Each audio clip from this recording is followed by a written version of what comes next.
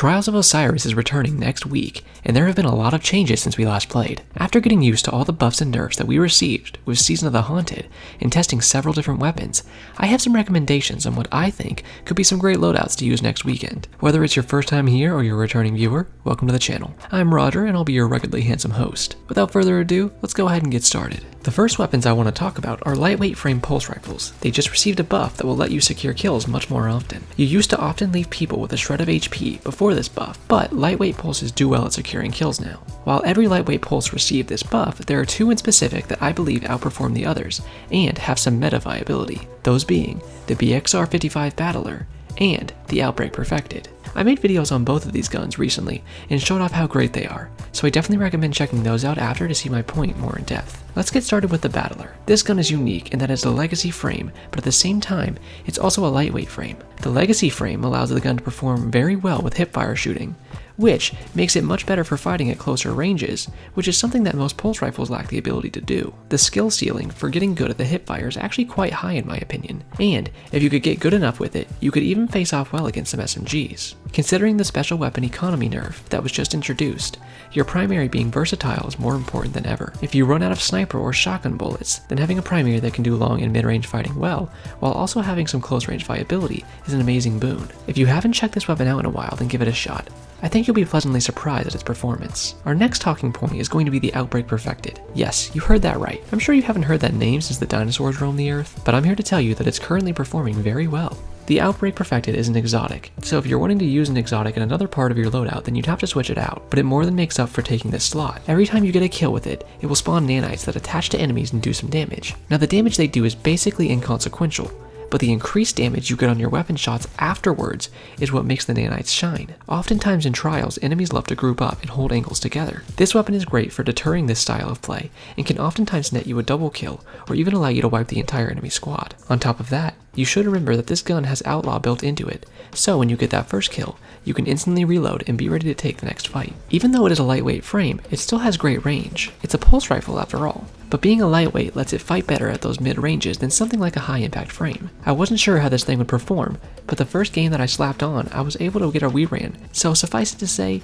it's definitely performing strong at the moment. I even got another reran today while I was trying to get the footage for this video, so it's doing well. Don't sleep on these pulse rifles, because they have a real chance at carving out a real nice spot in the meta. There is one more primary that I have my eye on and that I want to talk about. The Austringer is a legendary 140 RPM hand cannon that was just brought back with the current season. This is our first craftable hand cannon, which is a scary and exciting thought all at the same time. You can get perks like Snapshot, Rangefinder, Eye of the Storm, and Outlaw. And although it takes some solid time commitment to even be able to craft one, hell, I'm still not able to craft one myself. This will definitely become an instant meta gun. I personally have a Snapshot and Rangefinder roll at the moment, and it performs beautifully. The feel of the gun is so crispy and on point.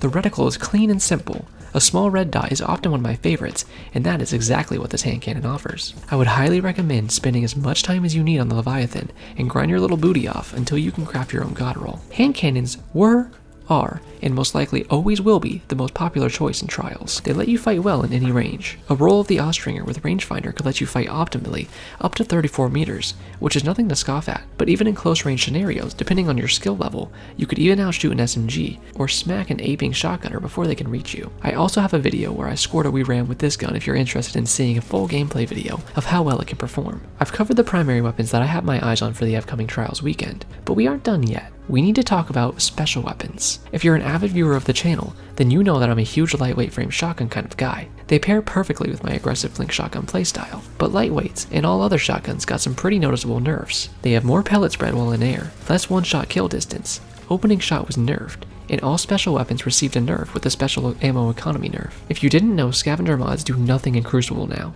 so you can only ever get one piece of ammo from a special brick. All of this together put a bit of a damper on shotgunning, and I have definitely noticed the changes. I think the best thing to do is to just use your shotguns and relearn the new one-hit kill ranges. I have already started doing so, and while they are still nowhere near unusable, it takes some time to get used to. So all of that brings us to what I want to recommend you to give a try, and that is precision frame shotguns.